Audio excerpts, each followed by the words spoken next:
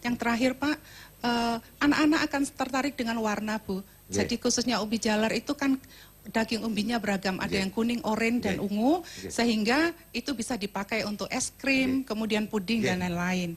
Nah, Balitkabi itu sudah menghasilkan banyak varietas unggul Pak. Contohnya yang di situ yang ungu, oranye, dan kuning sebagai bahan bakunya. Bisa seperti itu.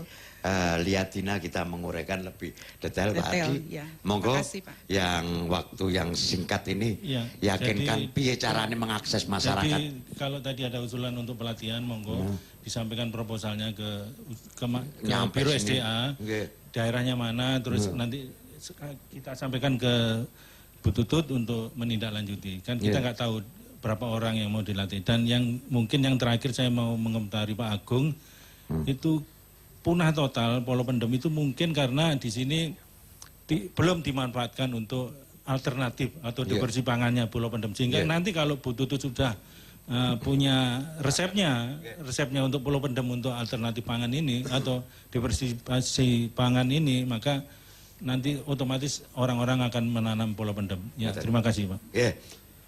Derek, Tantratan saja. Saatnya kita berpikir tentang masa depan yang lebih sehat, yang lebih beragam tentang pilihan konsumsi kita.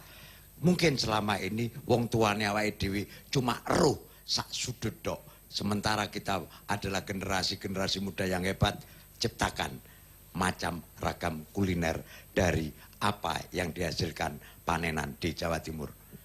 Bersama Gubuk Rembuk, tentunya kita akan senantiasa meneriakkan dari Jawa Timur untuk Indonesia, makmurnya desa. Wassalamualaikum warahmatullahi wabarakatuh.